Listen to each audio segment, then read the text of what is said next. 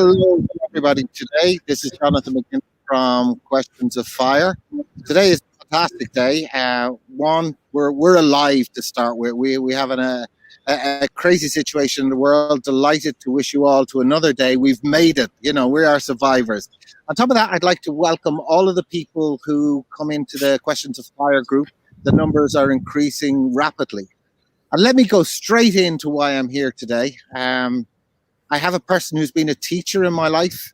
He's actually one of my personal heroes. He taught me in a time when I had a difficult time. 2004, he taught me the NLP practitioner and master practitioner course. Please let me introduce to you Brian Colbert. Brian, please, thank you very much for taking the time and having the time to spend with us today.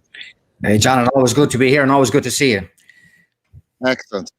Well, I suppose what I'd like to, help share with people. I learned a lot from you, Brian. In 2004, I remember I've done consulting and contracting my whole life. I had gone through a bit of a down period, and I thought, hold on, I'll do an NLP course, and I bumped into you. I didn't realize that would literally changed the course of my life, how I looked at things and how things, actually were processed by our mind. And I wouldn't even like to describe it, but what really got me was one day, and I consider myself quite a good communicator. I was up on the stage and you got around my conscious mind like that. You just, it was like all the cards were on the table and you still got around me. So that left a lasting impression on me. How did you end up in that position with that set of skills? That's kind of my first question. How did Brian become Brian and have that tool set? Okay, yeah, okay. So that's a long journey. Then, if you're talking about that, I do remember being on the practitioner as well. But to get to there and to get to that sort of way of thinking or the way of working, really kind of that goes years back, right back from childhood when I was just interested in how human beings would work. One of the things that really interested me was to figure out when I'd see an expression on someone and not understand what it was and say, well, what's going on there? Very often you'd see body language or you'd see an expression and you wouldn't have the follow-up behavior that goes with it. So it'd be left as a blank. And I'd be saying, I don't understand at all what actually happened there. So that kind of spurred on my kind of drive to understand what is it that makes people tick? What makes them work? How do they function? And from there, I entered into business and stuff. And I was a shop steward first. Basically, I'd done loads of jobs since I was 13 years of age, basically. But I went into the kind of first full-time job as a shop steward. Everyone was complaining and whinging and whining, and I was saying, "What's going on here?" Like, and they were saying, "Oh, well, this is wrong, that's wrong. So why don't you do something about it?" I didn't realize that I was just setting myself up for an election. So they had problems in that company, and then they were complaining. I said, "You're all complaining. I don't get it. Like, why what's the whinge and whine all about? Oh, well, if you're so smart, why don't you stand up?" And I said, "Okay, if everybody here wants me to stand up, I'll stand up." When they did. And in that company, I became the shop steward, and we gained parity with the men and the women. They had different wages at the time. We done lots of things. We changed lots of stuff. From there, apart from nearly dying in that job, because it was all, it was fumes. The stress must have been terrible, was it? Well, it wasn't the stress. Well, my life was more stressful than my work, basically. So, but that was for I was. Let's just say I was investigating altered states of consciousness at that stage. It wasn't fully. But basically, so I had an interest in both. Altered states of consciousness and just in human beings in general. So, and I, for one stage, I saw them both as being separate. And I remember then, when I was in another job later on, when I was in business and just running business, and I saw this ad. I was very stressed at the time. I saw this ad and it said, okay, basically hypnosis. And I said, okay, I like that because I was very stressed. So I said, I'll go and find out what that was. Then I remember meeting a guy called Gil Bine. And when we were doing training to be a hypnoanalyst, I'm a hypnoanalyst, a psychoanalyst as well. Okay. So when I was doing that training, I remember Gil Bine, he was a transformational therapist or something like that. But he's on stage, he says, here's the number of skills that you can use in hypnosis. And he started talking about transactional analysis and things like that. And I said, hang on, he's using stuff that's conscious in the subconscious. Then the penny dropped. There's no difference. Basically, the bottom line, they're just states of consciousness, states of awareness, and we shift and move and develop into them. And you can see perhaps from that why I was drawn to NLP. because NLP is about that. Really, it's about recognizing, we talk about trance states and stuff like that. Really, life is a trance state. It depends what state you're in. And there's different places where you're more suggestible than others. And in that state, so we're to arrive at the state when you arrived up on the stage. What I would be paying attention to at that moment is what's going on for you. And what I noticed is that straight away you went internal. So I said, my job is done. I don't need to do much more. You've done to transform me. So basically I didn't get around your unconscious. You brought it to me. So and it's just being queued up to notice when it's happening. When you see something happening and moving past the critical factor and straight in, because what you were doing at that time, you were questioning what I was doing. But the nature of questioning what I was doing was driving you inwards. And the more you didn't understand what it was that I was going to do or didn't do, and you might have noticed I remained silent, basically straight away you're just going deeper and deeper into trance. So that was it. Basically, then I could get in past any resistance. Not that you were deliberately resisting anything. You're trying to figure out, you're trying to understand, you're trying to process. Because as you know yourself, you are a keen student of human behavior anyway. You're always looking and learning and developing. And you brought that to the table. And it just gave me a tool to work with. Brilliant. And then why did you pick NLP per se? Like we know about Richard Bandler, a special character, John Grinder and John Laval, and there's the couple of forefronts, but you've become the forefront of that within Ireland at least, and even growing in this respect now. Why those guys? What was it that NLP had from your experience that attracted you into that particular field? Well, really, I remember being sick at one stage. And it's very rare that I'd be sick in that way, but I had a migraine headache, and it was so bad that I took to the bed. And a few months beforehand, a woman handed me a book, just pushed a book into my chest, and there was leaves on it, colored leaves and all that. And I said, won't be reading that anytime soon. She was a hippie. It's going to be hippie stuff. But I was in bed. I said, okay, well, here I am doing nothing. I might as well read a book. That book was called Using Your Brain for a Change. And that was by Richard Bandler. But the thing that I really appealed to me is that this guy was literally, as I say, sort of burning sacred cows. He was starting to talk about and slagging off some academia. And I said, I like this now. This is really bad. The rebel is there, huh? Yeah, exactly. And he was very irreverent and very humorous. So that was me in hook, line, and sinker. But ironically, as I read the book, my headache disappeared. I said, hang on, what happened there? Something else, So I was caught off guard. But then I recognized, there's something, he was doing things. And since I've gone way back to the beginnings, so from Richard, he was able to use the unconscious very quickly. And NLP, as you know, it's tracking not what you say consciously, it's what you're putting in unconsciously. And I went right back to the beginning over the last 5 years in particular.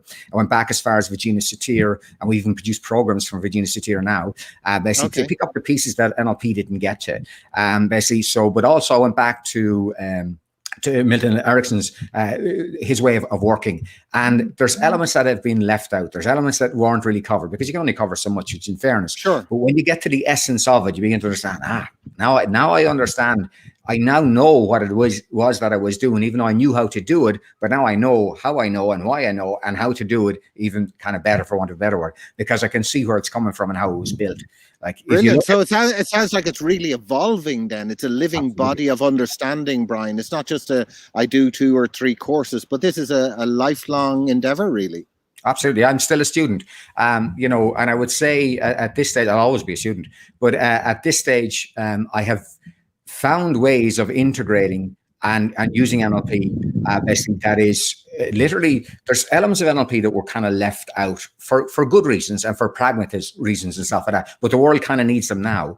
And I've brought those back in through different modalities. And that's to be able to get, what you're seeing now is you see the world of NLP. A lot of people are on that technical level and they're on that level of application. And what people don't always understand is that an NLP practitioner or the model of NLP is a model. So all it is a collection of applications, but behind NLP, there's much deeper processes at work as well. But in order to get it out to the world, you teach people these models. So everything that you learn in NLP is just an application of a model. It's not the system fully itself. And so what I've done and been doing all the time is getting back to that system. that being said, as you know, when you've used it and you still use it today, its effectiveness is indisputable. What you can do with it is very powerful. When you begin to understand not just the mechanics and the technicalities of it, but the direction and the process of it, you start to do an awful lot more with it too. Oh, well, like I remember after that course, Brian, we had learned a lot of different things. And the fantastic thing about the course is you got us to practice with each other. The practice was maybe even, the concept was necessary to do the practice, but then the 6 months to 1 year following that, I almost felt like I was learning to use my brain again, almost from scratch. It was like, you know, when you learn a car, how to drive a car, you learn how to do the gears, and then after a year or so, it's automatic. I actually felt the same thing about my brain, even though I was in my 30s at that stage, or late 20s or 30s. And then NLP almost becomes a part of who you are, because you learn it, you repeat it, and it becomes fantastic. Why does that happen? Why do so many things become conscious that you actually, I don't know, you recognize many things that you looked at before but never saw them in the same way? And then you have, or at least I can only talk about my personal experience, 6 to 12 months of recalibrating how I see the world. Yeah. So first of all, there's a saying in NLP, which is very appropriate, is that truth is only a rumor until it's in the muscle of the body. Okay. So basically something's not real until it's in the body, until you've done it. So therefore the triads, basically, which came from Virginia, by the way, where you actually sit down and you practice and all that type of stuff. The thing is, you know yourself, we walk around with our heads engaged a lot of the time, but the reality is in your full body, the full somatic experience. And in NLP, when you're doing the exercises, that's what you're doing. Remember, we're not just doing one modality. We're doing visual, auditory, kinesthetic, see, hear, feel. So seeing, as in basically, you know, you see presentations, hearing the person talking, and then doing. This is the output channels that you need in order to integrate. Now, on the suggestion side, all NLP is hypnosis. That's number one. So that when you're going to a seminar like that, it is a hypnotic process. And what we're doing, like as we often say, we use NLP to teach NLP. Now, a lot of time you'll see courses out there and they're teaching you basically this is how to use NLP, but they're not using NLP to teach NLP. Yeah, and that's why when you get this thing, and from my experience, I used to think of myself as maybe I'm a bit slow or something. But what I have found through time and time again, a lot of the suggestion process will continue, literally keeps producing itself. Not just that you're just practicing, that what's actually happening once you launch in a set of suggestions or basically constructs inside the brain, they start to run and permeate, and that can keep going fresh up until 2 years basically. So wow. And when I say fresh, I mean new stuff coming out of it. The behaviors become permanent, but the surprises, which I'm sure that's you're pointing towards, that you'd find, oh, hang on, I never thought that, but I know that, and how do I know that? And I'm doing that, and that's a good idea.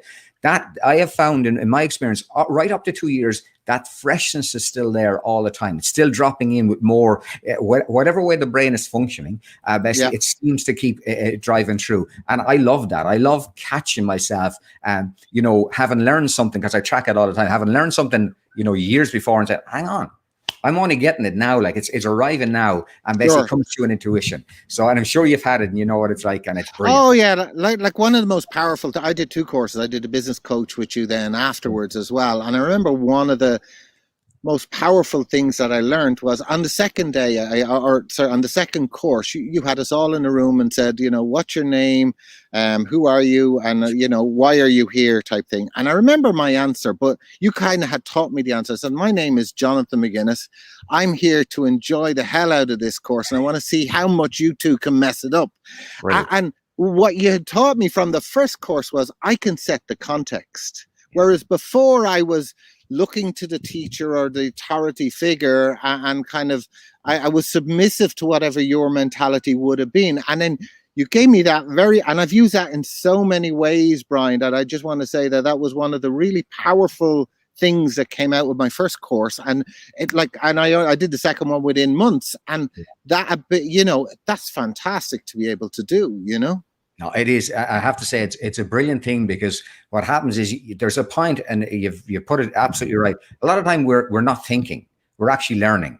Okay, so and we're just absorbing information. But really, NLP is about to get you thinking in that way and say, hang on, when I'm thinking, it's my world, I'm the architect and I'll decide what I'm doing. And then you flip the cards on the table on us and say, hang on, you better entertain me because that's what I'm here for. And I love that freedom. That's what it's all about. Because then we're all held to higher standards. And I think that's just fantastic. That's what NLP is about. You know, NLP is about freedom.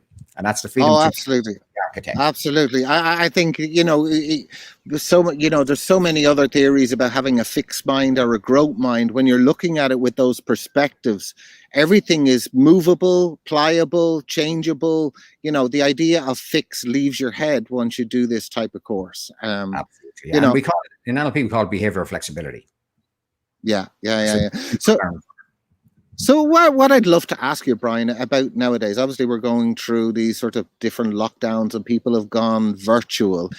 In day-to-day living, what are some tips, I could say, or perspectives you could give to people to say, well, if you look at things in this way or that instead of how you normally do, could help their mental ideas of how they approach their day, Brian? That's kind of a question I have.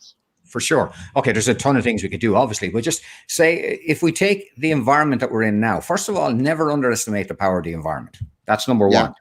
Basically, the second thing is just to be aware that we're in an environment that most of us don't like. Yeah. Now, some of us do, but most of us don't. Sure. And what we tend to do is we tend to layer that down with shoulds. Well, we should be able to do what we want. And basically, it's not fair that we can't. As soon as you've done that, basically, you've frozen that reality and it's no longer malleable. Be careful about how you're doing it. It's a good idea to right now, basically, and there's people working at home and all this type of stuff, is to say, okay, this is what's happening now.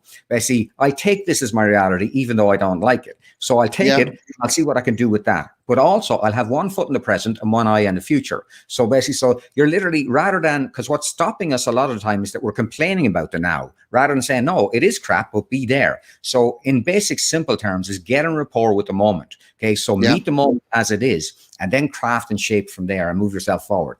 But on a very simple level, that never underestimate the power of that shift in environment.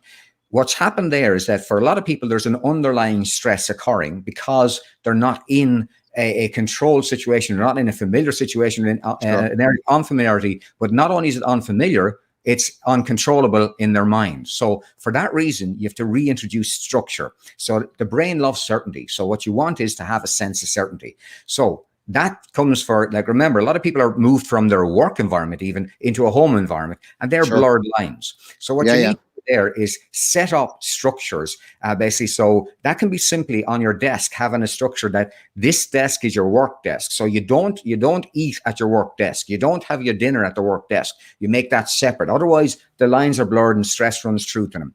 Have rituals, opening and closing rituals. How do you open up your day, basically, so that you do the structure of the, in inverted commas, 9 to 5 thing type of thing. So you decide where the beginning of the day is, work day. You decide where there's a close of the work day. Now that's easier said than done, especially if you got kids at home and all that type of stuff. But that's something to try and do as much as possible. Have a close off in your day, like a simple little process, like, basically this is just a little notebook that I would use to signal for me today is closed. I'll close that, basically, and I'll switch off the computer. That's a conscious signal to say time to stop. So make sure that you're compartmentalizing and making sure you're moving past things. Now, the big thing with the brain at the moment is literally now entering into a cyber environment a lot of the time, which runs faster and runs differently. So that means then we've got conflict in terms of, people talk about Zoom fatigue and all that stuff. We've got conflict in terms of sensation. So your focus is narrowed and tuned into different things at the moment. So again, that's new environment, new context, new way of doing things. So what you want to do, the biggest thing that you can do for yourself, and this may seem so simple, but it's so powerful, is to take a breath and breathe. The reason that you're doing that, okay, that when you breathe, at the moment, we're in a hostile environment for most of us, okay? So basically, so by taking a breath, you're kicking out, you're moving from the reptilian brain, which the fight, flight, or freeze, where all the stress comes from, to put blood into the frontal lobes is where the thinking happens. So now there's loads of methods to do now, whether that's mindfulness or just taking a breath, like You breathe in for 4, you hold for 4, and you exhale either for 4 or for 8. Depends which discipline you like best. But this square root breathing as well, you can do breathe in for 4, hold for 4, basically exhale for 4, rest for 4. And this is what the, I think it's Canadian military do that one. Basically, this is and in times of stress and stuff like that. So first of all, the biggest thing you need to do is get control of your breathing. Okay. If you get control of your breathing, then you can get control of your thinking. If you can get control of your thinking, you can begin to think your way through it. The next level is to begin to look at how you're talking to yourself. So, and that is the moaning, whinging, whining, and saying, oh, it shouldn't be this way. I have to do this type of stuff. Just, what I'd often say, just feel the fuck it factor faster. I love it. You're in the context of, an undesirable situation or less than desirable situation. So fuck it, just be there. Okay. Now from there, now remember, if you get in accord with the moment, which is basically the principle of mindfulness, by the way, if you get in accord with the moment, at that point you have agency. At that point you have control. But if you're arrived in a situation where you're saying it shouldn't be like this, this is stressful, I hate this, I'm locked down, blah blah blah blah blah blah blah, you're not in control. Basically your past is in control at that stage. So what you want to do is to begin to create that sense of basically being where you are and how can I move and change. What we just say is not what's the best thing to do, what's the most useful thing to do in the moment. So the most useful thing for me to do in the moment is to meet clients online, is to train online. It is not the best thing to do. It's the most useful thing. The best thing to do is to meet them. Basically, that would be the best thing in the ideal world, but it's not available. So therefore do what's there. That's a fantastic distinction though, Brian, because we're always looking for the best and we mightn't have the best available to us at the moment. Yeah. And basically, and we often complain that we don't have it. So, and that's why we need to shut that one down and say, okay, here you are. This is where you're at. Yes, it's horrible, grand. Have your moan, good luck, now move. And it's as simple as that. Basically, so, and people talk about anxiety that if you're suffering from anxiety, which is the way of the world, by the way, at the moment, it's the favorite drug of choice. Basically, so the thing is, we'll always have something, basically. So, and anxiety is the modern one. There was before that it was asthma and stuff like that. We all have different ways of doing things, but at the moment now, people are suffering underlying anxiety. So, what you want to ask them is, the question you need to begin to ask is, how are they doing their anxiety?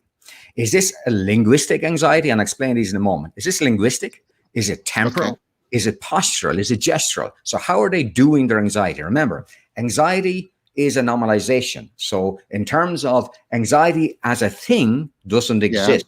It's something we do. So we're doing the act of anxietying. Anxiety happens in reaction to something. And anxiety mostly is placed in the future. So a lot of people are not in the present. They're focused on the future. What if? Basically, and we use the linguistic anxiety. What if this happens? What if I don't get my business up and running? What if my life falls apart? What if I blah, blah, blah, blah? Again, basically the other mantra, which is shut the fuck up. Basically work that one too. So if you find yourself ruminating and future pacing in the wrong way, shut the fuck up. Basically, don't even negotiate. Just shut the fuck up. Basically say, okay, now what do I want? Not what if, what do I want? What do I want to have happen? When do I want it to happen? What will happen when it does happen? So get your brain focused. Your brain is no different than a Google search engine. It'll respond to the quality of information that's inputted into it. If you make it clear, if you make it specific, if you make it focused, if you ask the right questions, you'll start moving in the right direction. So now, if your anxiety is gestural, basically, as in it's kinesthetic, it's in the body, then it's about movement. Okay, it's about breath and movement. So basically what you want to do is make sure, remember what anxiety really truly is when it's in the body from a visceral point of view, it's energy. Okay, so basically, so if there's anxiety there, pull it up, build it up, either move in the direction of anxiety that will, because the nature of that, it has to exhaust itself, or create movement. Fitness is really important now. That's why people are saying go for a walk and stuff like that. Make sure, do what you're doing, basically, out in the open, out in the sun. We know that relaxes the neurology straight off. Like landscape by its nature relaxes us. That's what it does. But by the sea, it lets us live even longer. So these are all the things that we know. Now, you might say, oh, well, I got my 5 miles. I can't do that. Okay, take a picture of it and look at it. Basically, it might help you. But that's the most useful thing to do. The next thing to do is to begin to be aware that basically, first of all, that rather than allowing the sort of government to say, this is where you are, is you take control and say, okay, this is where I am. I'm choosing what I'm going to do with this. Now, that's not about breaking rules. That's about deciding you have agency in that. Okay. Yes. And Yeah. what human beings need all the times, we need that sense of progress. We need to feel that we're moving forward. Basically, when you begin to get that sense of doing, and that's all about behavioral, that's all about output, that's all about doing. So now, what the body doesn't like, okay, remember, we're not really designed for thinking that much, even though I teach people how to think more usefully. Yeah.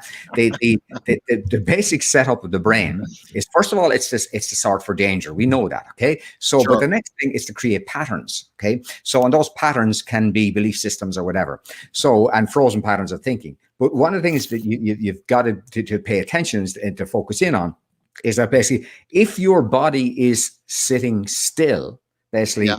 in a tumultuous environment, it's not a good idea. Mindfulness is only good when you have the time to be mindfulness. Now, put this in a context. Remember where this mindfulness comes from. A lot of the time, that mindfulness comes from an environment where people have built a place where they can have the time to do that. Okay. So Sure. we're not always in that. So we can only do 3 minutes here or 10 minutes here or whatever. Now, all mindfulness is good in that way. But remember, whatever way you do your anxiety, to pay attention to, is switching off what actually starts your anxiety, or is it switching direction? Some people can switch off. I'm good at switching off in that way. Basically, some people think, and my family even think I'm dead, like at times, because when I switch off, I go right into it. Like, you say, how can anyone sleep in a plane in 2 seconds? Well, I just enjoy hypnosis, so it's easy, yeah. But the thing about it is be careful. If you're not one of those people that are, that likes to sit and be still and to contain the moment, don't bother. Mm-hmm. Just do something different. Go for a run.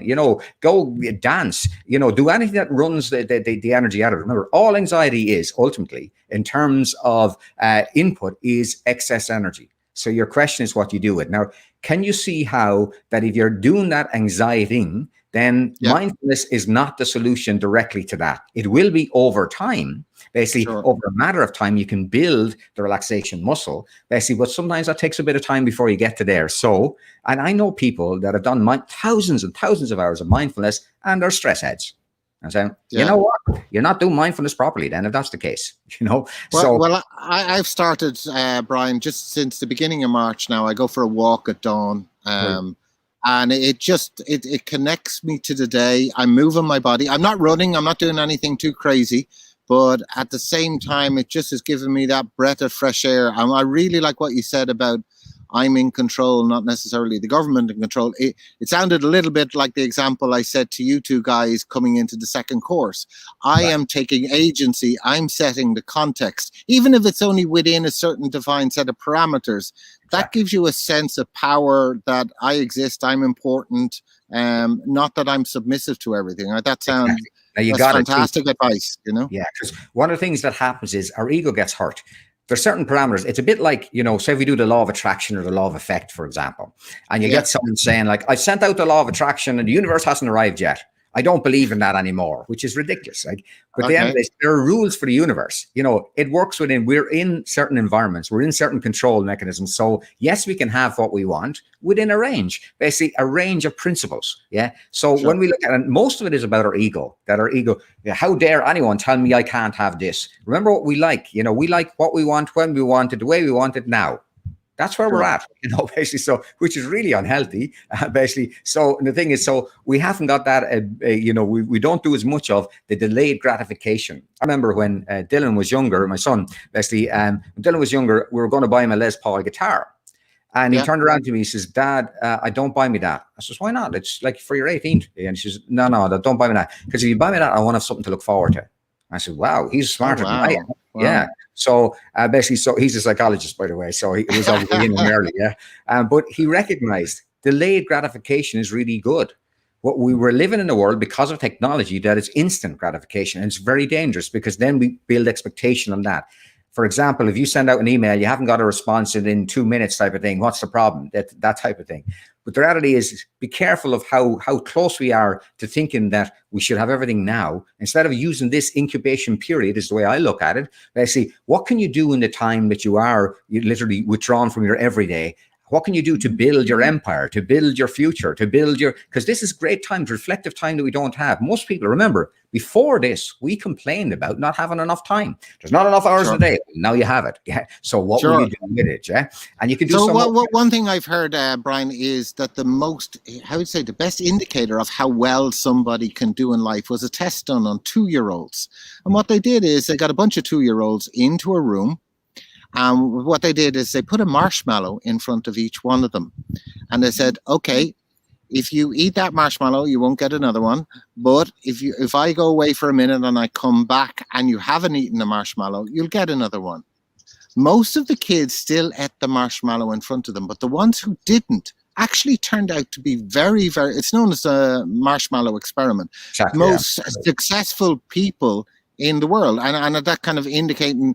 And the second thing I wanted to say, sorry if is 2006. I remember coming back to Ireland, and Tesco's was open 24 hours a day, and the world was on. I want anything at any time, anywhere, just like you're saying.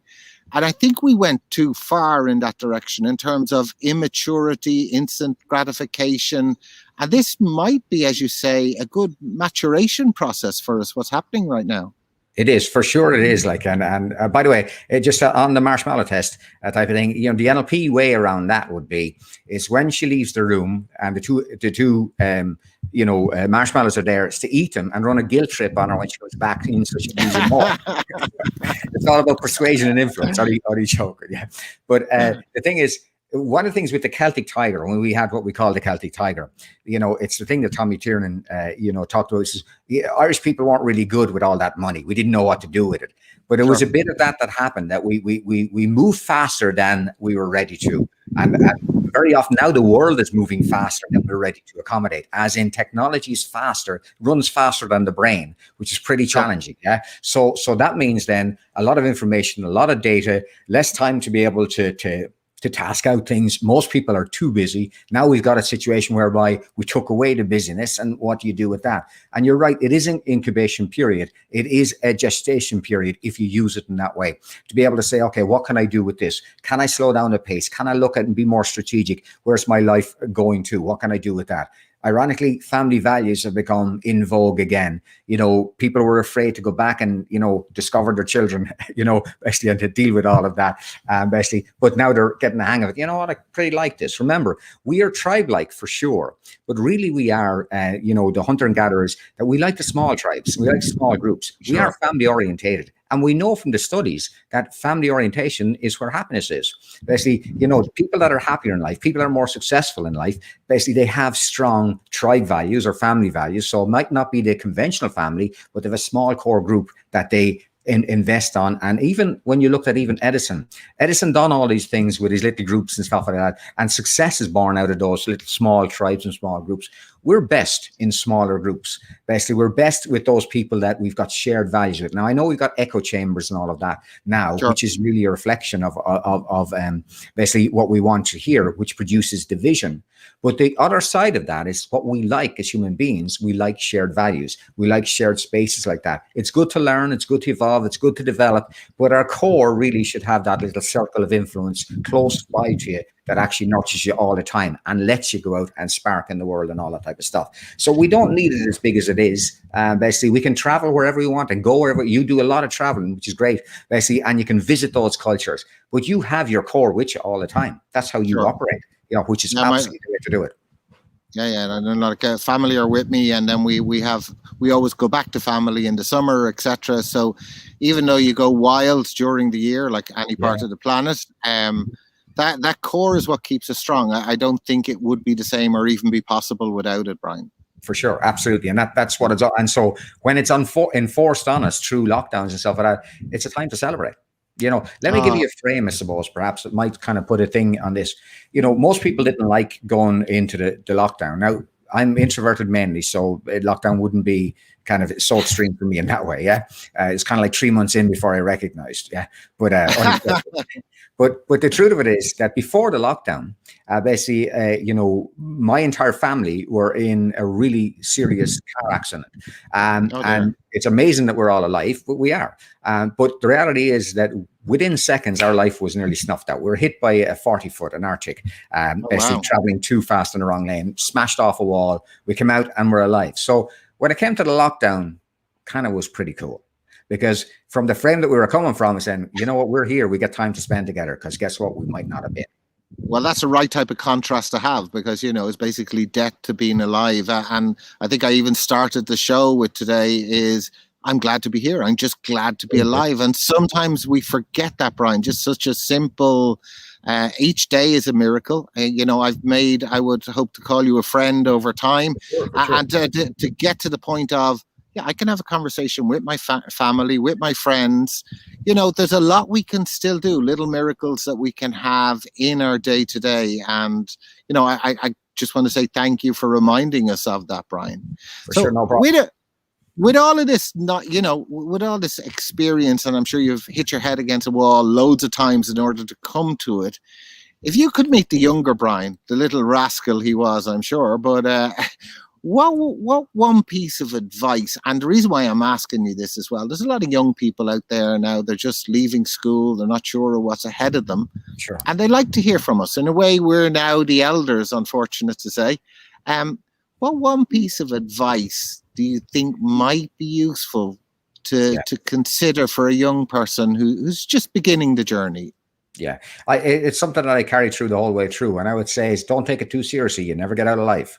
Life is not that important, yeah? So basically, the big thing is anybody and everybody, basically, if you look at life for the joke that it is, to bring a sense of humor to it, like, if you have a sense of humor, you get through anything. But also, a sense of humor is a sign of intelligence, okay? One of the things that Donald Trump doesn't have is a sense of humor. It's a notable thing, yeah? One of the things that, Charlie Chaplin entered into competitions as himself in Kerry, okay, and came third. Yeah, and came third. That's because Irish people have a sense of humor. They probably knew who he was and said, we'll make him come third. Yeah. Albert Einstein used to walk around in America, who was very notable in that way, and he would dispute the fact that he was Albert Einstein. Anyone says, I don't know who you're talking about, it's ridiculous. Yeah? That playfulness, basically bring playfulness into everything, because at the end of the day, I think the cure for life, basically the cure for seriousness is fun. Basically, it's playfulness, because guess what? The older you get, the more fun it actually gets to be.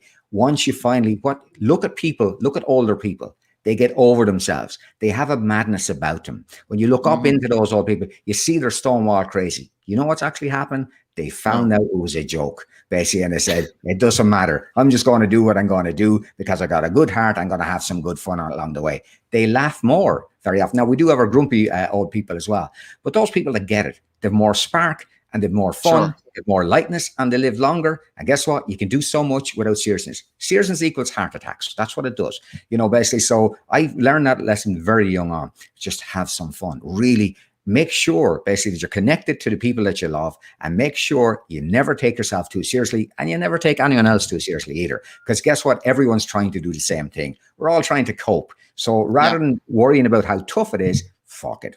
Just have some fun with it. Yeah. So again, feel the fucking factor faster. That's where it's at. So, Nike say do it. Brian says fuck it. Exactly. Now we're talking. Yeah. Very good.